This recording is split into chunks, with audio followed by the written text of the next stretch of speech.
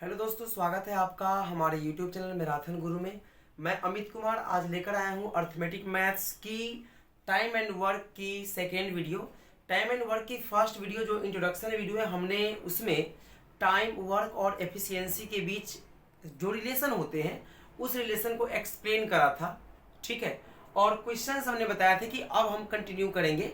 तो question continue करने से पहले हम एफिशिएंसी और जो प्रीवियस वीडियो में जो फॉर्मूला वगैरह बताए थे उसे थोड़ा सा ब्रीफ कर देता हूं और फिर क्वेश्चन पे आते हैं। देखिए, सबसे पहले मैंने ये कहा था कि एफिशिएंसी और टाइम के बीच जो रिलेशन होता है वो इनवर्स में होता है। ठीक है, एफिशिएंसी और टाइम के बीच जो रिलेशन होता है वो क्या होता है, इनवर्स में होता है। सबसे पहले हमने ये बात कही थी और इसी के बेस पे हमने कहा था कि अगर एफिशिएंसी का रेशियो A/B है तो टाइम का रेशियो क्या होगा, B/A होगा। हमने कहा था कि अगर एफिशिएंसी की रेशियो, ये मोस्ट इंपॉर्टेंट पॉइंट थी, अगर एफिशिएंसी की रेशियो A/B है तो टाइम की रेशियो क्या होगी, B/A होगी। ठीक है, अब देखिए, अब इसी के बेस पे आगे फॉर्मूला बने थे और फॉर्मूला ये बने थे कि अगर वर्क फिक्स है, इफ वर्क इज फिक्स्ड, तो इस केस में E1 अपॉन E2 इक्वल होगा T2 अपॉन T1 के, और you can say E1 T1 equal to E2 T2 equal to E3 T3 and so on. देखिए, क्रॉस मल्टीप्लाई हो जाएगा, E1 T1 के साथ मल्टीप्लाई होगा, E2 T2 के साथ मल्टीप्लाई होगा। और E1 T1 E2 T2 है क्या, क्यों आप इसे स्टडी कर रहे हैं, क्या है लॉजिक, समझने की बात है। तो देखिए, काम तो फिक्स है, जो काम है वो चेंज नहीं हो रहा। ठीक है, लेकिन बात समझने की, अब राम ने काम करा तो राम की अपनी एफिशिएंसी, राम का अपना कैलिबर है। उसी काम को श्याम ने करा तो श्याम की अपनी एफिशिएंसी, श्याम का अपना कैलिबर। तो जिसकी जो एफिशिएंसी होगी वह उसी के अकॉर्डिंग टाइम लेगा। समझ रहे हैं आप। तो जिसकी जो एफिशिएंसी वो अपने कोरेस्पॉन्डिंग टाइम लिया, जिसकी जो एफिशिएंसी उसके कोरेस्पॉन्डिंग टाइम लिया, जिसकी जो एफिशिएंसी उसके कोरेस्पॉन्डिंग टाइम लिया। तो अब अगर क्वेश्चन में दो लोगों के बीच रिलेशन को कहा जाए कि ए की एफिशिएंसी बी की 2 गुनी है या बी की 3 गुनी है, तो यहाँ दो ही लोग हो गए, ए और बी। तो उस केस में हम ए को E1 मानेंगे और बी की एफिशिएंसी को E2 मानेंगे। ठीक है, अब ए ने जो टाइम लिया उसे क्या मानेंगे, तो ए जो टाइम लेगा हम उसे T1 मानेंगे और बी जो टाइम लेगा उसे हम क्या मानेंगे, उसे हम T2 मानेंगे। बात समझ रहे हैं। और इसी के बेस पे इन 4 वेरिएबल, अगर दो लोग काम करें तो 1 वेरिएबल, 2 वेरिएबल, 3 वेरिएबल, 4, तो 4 में से 3 कोई भी दिया होगा। और समझिएगा, ये पूरा का पूरा रेशियो है, अनुपात है। तो हो सकता है कि रिलेशन दे रखा हो, कंपैरिजन दे रखा हो एफिशिएंसी का, या कंपैरिजन टाइम का दे रखा हो, और किसी एक का जो भी थर्ड चीज बचेगा, अगर टाइम का दिया तो एफिशिएंसी बचेगा, अगर एफिशिएंसी दिया टाइम बचेगा, तो थर्ड दे करके और फोर्थ का डिमांड आपसे कर सकता है।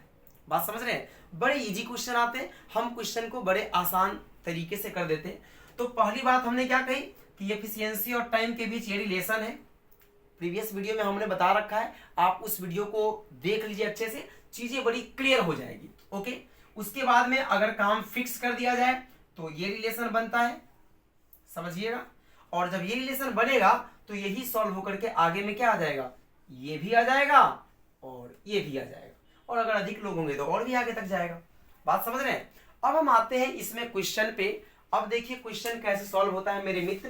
क्वेश्चन को हम सॉल्व कैसे करेंगे इस चीज को आप देखिए। देखा जाए, एक सवाल है, छोटा सा क्वेश्चन है आपके लिए। सवाल ये है, सवाल क्या है मेरे मित्र, एफिशिएंसी बेस्ड क्वेश्चन हम अभी कर रहे हैं। क्या कर रहे हैं, एफिशिएंसी बेस्ड क्वेश्चन को हम अभी सॉल्व करेंगे। एफिशिएंसी बेस्ड क्वेश्चन, कार्यक्षमता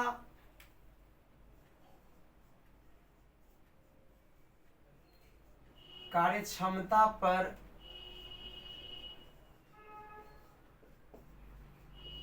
आधारित प्रश्न। हम अभी इसे एक्सप्लेन करने वाले और इसी क्वेश्चन को करने वाले। देखिए, सबसे पहले हिंदी में क्वेश्चन लिखता हूं मैं। ए की कार्यक्षमता बी की कार्यक्षमता के दोगुनी है, बी की कार्यक्षमता के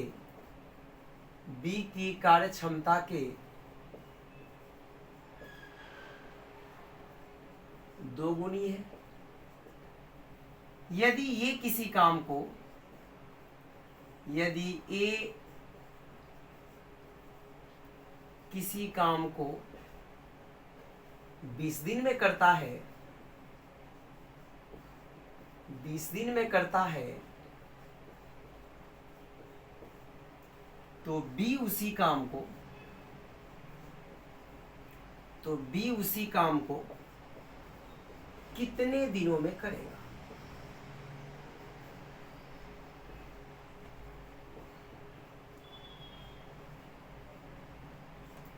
ये है सवाल। अब इस क्वेश्चन को अगर मैं इंग्लिश में भी लिखूं तो क्वेश्चन ये होगा, A's efficiency is twice of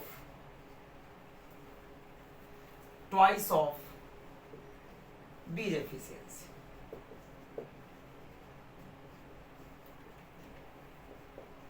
if A can do a piece of work in 20 days, then in how many days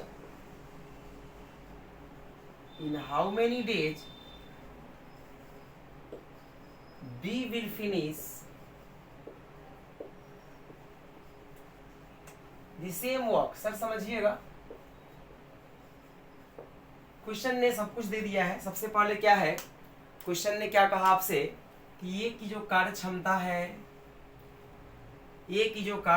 है वो दोगुनी है किसके? बी के। और ए ने काम को करने में जो टाइम लिया वो बी का कितना लिया, मतलब 20 डेज लिया। अब बोला कि बी टाइम कितना लेगा, समझिएगा। अब यहां बोला कि जो ए की कार्यक्षमता है, राइट, वो बी की कार्यक्षमता के दोगुनी है। अब ए काम को करने में लेता है 20 डेज, तो बी उसी काम को कितने दिन में कंप्लीट करेगा? ये रहा हमारा क्वेश्चन। अब समझिए, अगर हम जैसे रेशियो में इनवर्स रिलेशन के बेस पे क्वेश्चन को सॉल्व करें तो भी कर सकते हैं, फॉर्मूला यूज करना चाहे तो भी कर सकते हैं, दोनों ही कंडीशन हमारे पास में। तो मैं पहले रेशियो के बेस पे करता हूं, ठीक है, फिर फॉर्मूला के बेस पे कर दूंगा। दोनों ही चीजों को आपको सीखना है, कहीं भी प्रॉब्लम परेशानी नहीं होनी चाहिए। अगर कहीं भी परेशानी आपको लगती है तो आप कमेंट सेक्शन में चीजों को मेंशन करें। देखिए क्वेश्चन मैं यहां लेता हूं ए और यहां लेता हूं बी, एफिशिएंसी। अब बी की एफिशिएंसी को आप जो मानेंगे, अगर 100 मानेंगे तो ए की एफिशिएंसी उसकी दोगुनी 200 आएगी। अगर आप बी की एफिशिएंसी 1 मानेंगे, चूंकि बी से ए का रिलेशन है, बी पे ए की एफिशिएंसी डिपेंड करती है, बी जो होगा उसके कोरिस्पॉन्डिंग ये होगा। ये अपने आप में ऐसे ही कुछ भी नहीं हो सकता है। तो मैंने बी को मान लिया कितना, 1 मान लिया, आप x मान लो, आप कुछ भी मान लो। अब जो ये मानोगे उसी का दोगुना ये होगा, क्लियर है? बी को आप जो एज्यूम करोगे उसी का ट्वाइस ए होगा। बात समझ रहे हैं सर? ये तो आपकी एफिशिएंसी है। अब क्वेश्चन ने कहा है कि जो टाइम है वो रेसिप्रोकल में होता है ना। आपको एफिशिएंसी और टाइम के रिलेशन से पता है कि जो टाइम होता है वो रेसिप्रोकल में होता है। सर तो अगर ये 2 और ये 1 है तो सर क्लियर सी बातें हैं कि क्या ये 1 और ये 2 होगी? अब समझिएगा, समझेंगे सर। ए का जो टाइम है अगर वह 2 है तो बी का जो टाइम है वो क्या आएगा? सॉरी एक्सक्यूज मी, ये 1 2 है तो इसी को उल्टा कर दिया तो टाइम की वैल्यू ये 1 आ गई और ये कितना आ गया? 2 आ गया। अब क्वेश्चन के अकॉर्डिंग इस 1 की वैल्यू कितनी है बच्चे? क्वेश्चन में देखिए 20 डेज, ठीक है। क्वेश्चन में देखिए ए काम कर रहा है 20 दिन में, मतलब ए की वैल्यू कितनी हो गई? 20, तो बी की वैल्यू कितनी हो जाएगी? अब बी 2 है सर, 1 जब 20 के बराबर तो 2 किसके बराबर होगा? 40 डेज, क्लियर? सर अगर ए की वैल्यू 20 डेज क्वेश्चन में दे रखा है और हमें पता है एफिशिएंसी टाइम के बीच ऐसा रिलेशन होता है, तो 2 कितना आएगा, 40 डेज आएगा। यहां तक क्लियर। अब देखिए अगर इसी क्वेश्चन को आप ये कहते कि सर मुझे फॉर्मूला से सॉल्व करना है, और फॉर्मूला कौन सा होगा, तो फॉर्मूला है sir E1 T1 equal to E2 T2, तो आप इससे भी कर सकते थे। सर कैसे करते, सबसे पहले तो एफिशिएंसी दे रखा है, अगर आप बी की एफिशिएंसी को 1 मानेंगे तो ए की एफिशिएंसी 2 होगा, ये तो मानना ही पड़ेगा। और अब टाइम दे दिया कितना, 20 डेज। किसका टाइम दिया 20 डेज, ए का टाइम दे दिया 20 डेज। सर तो ये 20 इंटू 2 कितना हो गया, 40 हो गया। अब इसे 1 से आप डिवाइड कर दो, तो T2 की वैल्यू आ जाएगी 40 डेज। सर आंसर आप यहां से निकालो या आप आंसर यहां से निकालो, आंसर विल बी 40 डेज। यहां तक में कहीं किसी को कोई डाउट नहीं होनी चाहिए। उम्मीद करता हूं ईच एंड एवरी स्टूडेंट चीज़ों को बड़े अच्छे से समझ पा रहे हैं। ठीक है बच्चे, सभी लोग समझ पा रहे हैं, राइट।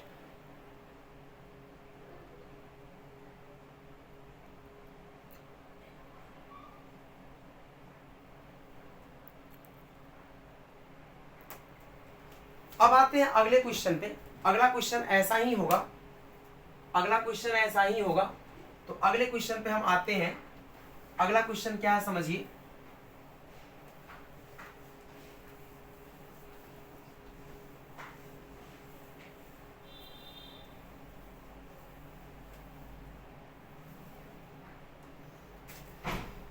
नेक्स्ट जो हमारा सवाल है, सवाल ये है,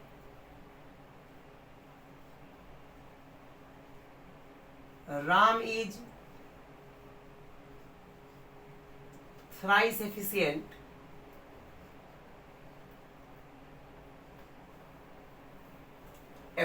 of Syam. Ram is thrice efficient of Syam, and Ram can do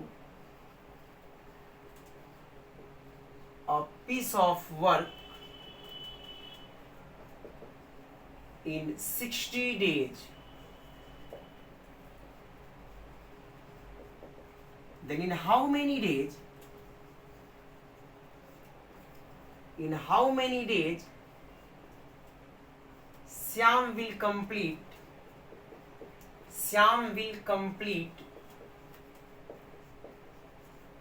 the same work? Sir work वही रहेगा, वर्क चेंज करेंगे तो चीजें बदलेगी, वो भी सवाल आएंगे। ठीक है, ये हमारा क्वेश्चन है। क्या है क्वेश्चन कि राम श्याम के 3 गुना एफिशिएंट है। राम अगर किसी काम को 60 दिन में करता है तो श्याम उसी काम को कितने दिन में करेगा। अब मैं इसी क्वेश्चन को अगर हिंदी में एक्सप्लेन करूं तो क्वेश्चन ये है आपका कि राम श्याम के तिगुना कार्य कुशल है यदि राम किसी काम को 60 दिनों में करता है तो श्याम उसी काम को कितने दिन में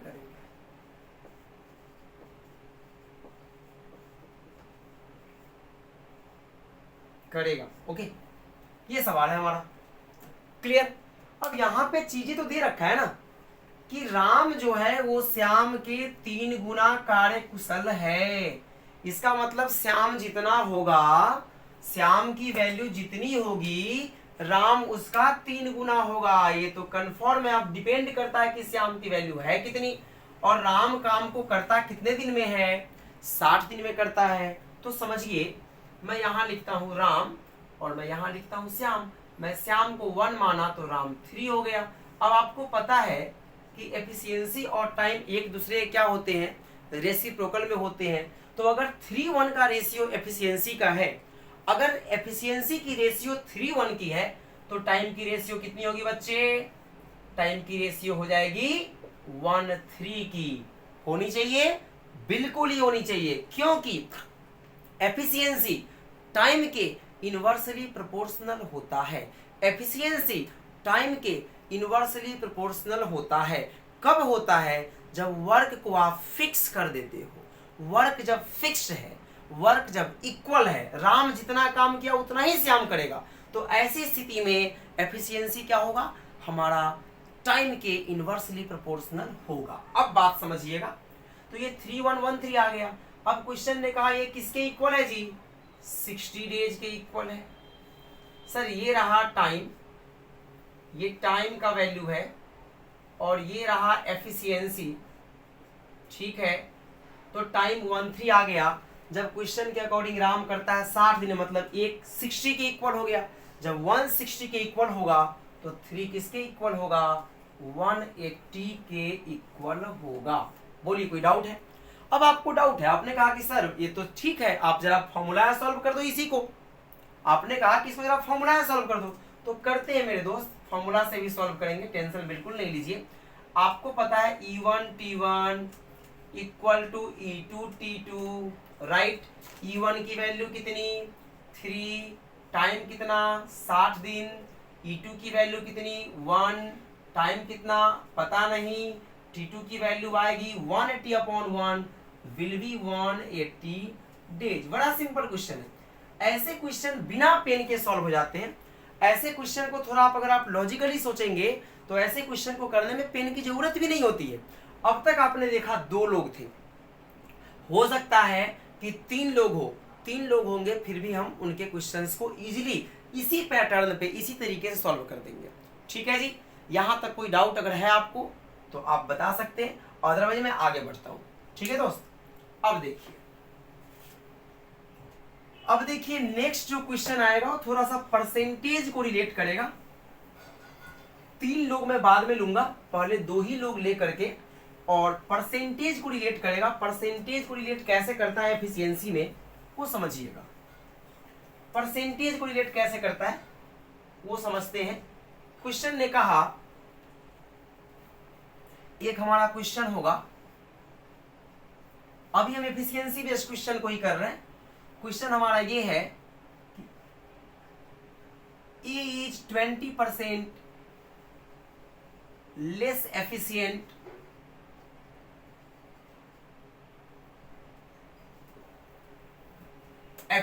देन बी। ये जो है बी से 20% कम एफिशिएंट है, okay. And A completes a work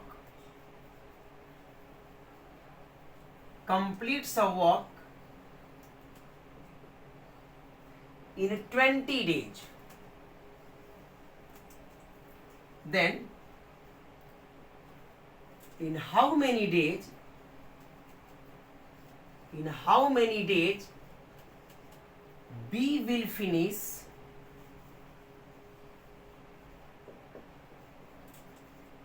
the same work। Question ने कहा कि ए जो है बी से 20% कम एफिशिएंट है। अब ए किसी काम को 20 दिन में करता है तो उसी काम को बी कितने दिन में करेगा? आप परसेंटेज यूज कर दिया। अब इस सवाल को मैं हिंदी में लिख दूं। क्वेश्चन ने कहा ए बी से 20% कम कार्यकुशल है यदि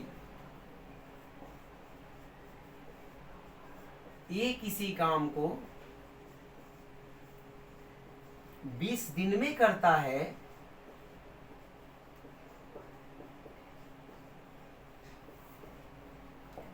तो बी उसी काम को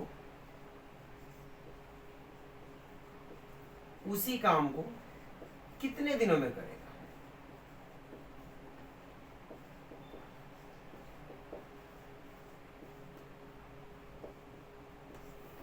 कितने दिनों में करेगा, ये है सवाल हमारा, समझिएगा। अब यहां पे परसेंटेज टर्म को यूज कर दिया इन्होंने। कि 20% लेस एफिशिएंट है। कौन? ए।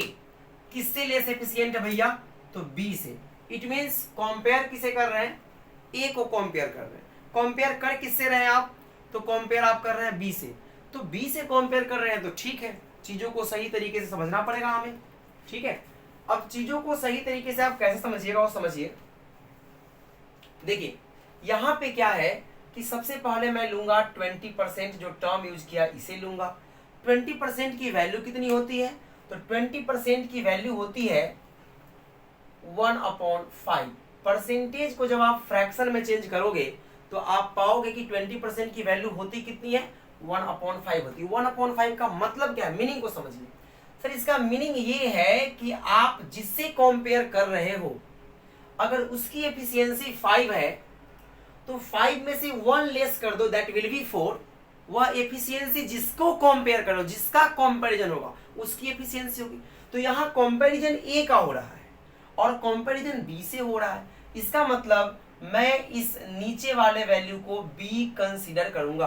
देखिए याद रखिए, परसेंटेज को फ्रैक्शन में कन्वर्ट करने के बाद जो वैल्यू आते हैं, परसेंटेज को फ्रैक्शन में कन्वर्ट करने के बाद जो वैल्यू आते हैं, वहां पे डिनोमिनेटर, वहां पे हर जो होगा वो ऑलवेज इंडिपेंडेंट टर्म को रिप्रेजेंट करता है।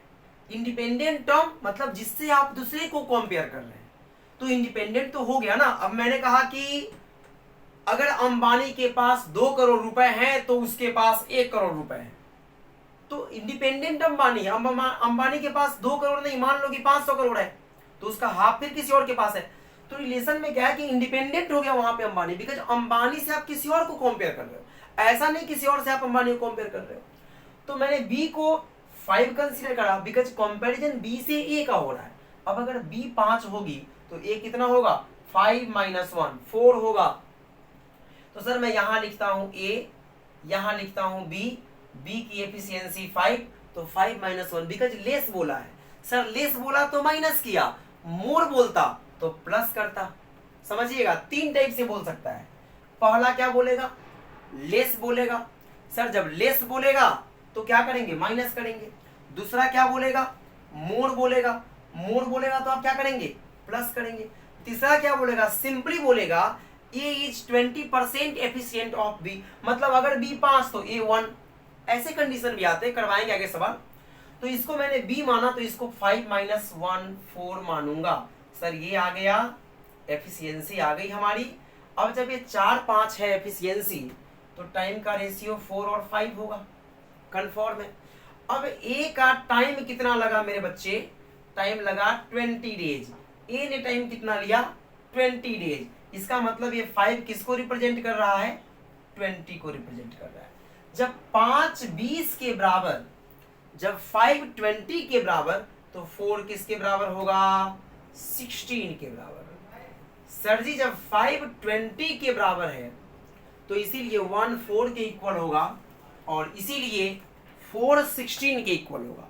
जब 5 क्वेश्चन के अकॉर्डिंग 20 के, सर मैंने यहां के अकॉर्डिंग लिखा कि 5 टाइम लगा, क्वेश्चन के अकॉर्डिंग टाइम लगा 20 दिन, तो मैं 5 को 20 से इक्वल कर दिया। अब मैंने 5 को 20 से इक्वल किया तो 1 किसके इक्वल होगा? 4 के इक्वल होगा और इसीलिए 4 किसके इक्वल होगा? 16 के इक्वल होगा। आपके आंसर आ गए। अगर आप चाहते हैं फॉर्मूला से भी सॉल्व करना, E1 T1 बराबर E2 T2, E1 है 4, टाइम लगा 20 दिन, E2 है 5, टाइम का पता नहीं, ये कट जाएगा 4, T2 की वैल्यू आ जाएगी 16 डेट। सर ये आपका आंसर है। इसमें अगर कोई आपको डाउट है तो आप बोल सकते हैं। एक और सवाल हम ऐसा ही करते हैं बच्चे, 1 मोर क्वेश्चन करेंगे ऐसा ही। 1 मोर क्वेश्चन देखिए आप,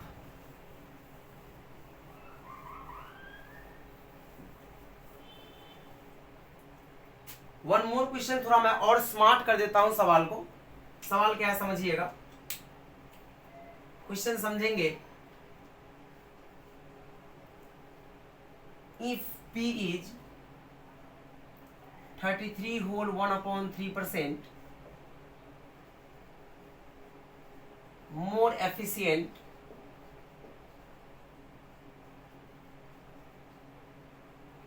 than Q,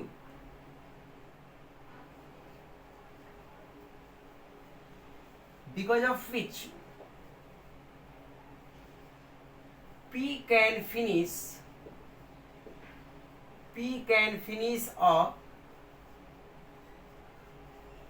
piece of work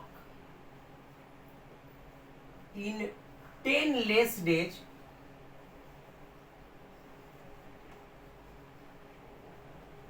than Q. Then in how many days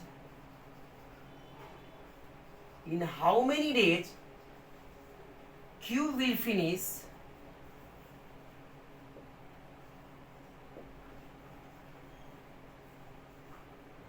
that work alone. हो सकता है कि P और Q साथ भी करे, ऐसे भी क्वेश्चन पूछ सकता है, वहां भी हम आएंगे।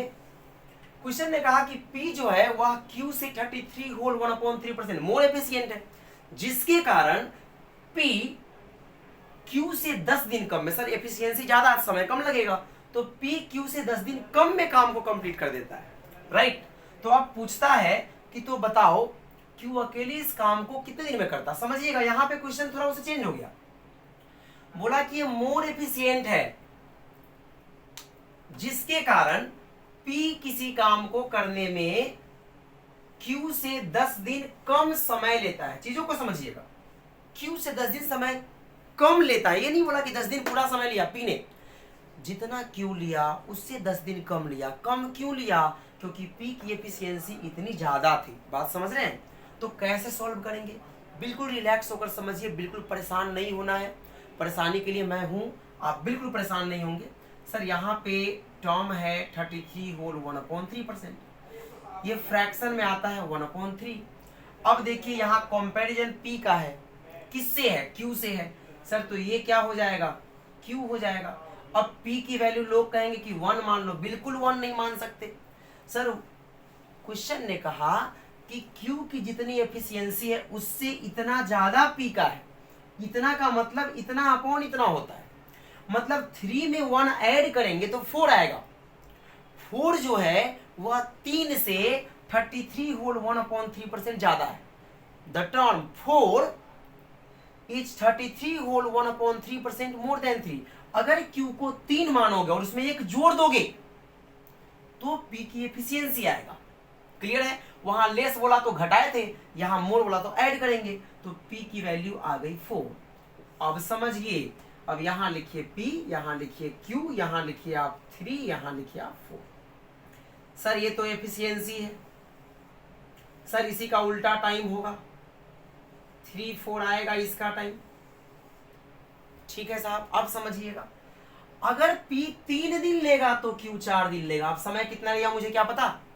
अगर P टाइम लेगा 3 दिन का तो Q लेगा 4 दिन का। अब क्वेश्चन ने कहा कि सर जी इसी एफिशिएंसी ज्यादा होने के कारण P 10 डेज कम लेता है। इसका मतलब इन दोनों के टाइम का डिफरेंस कितना है?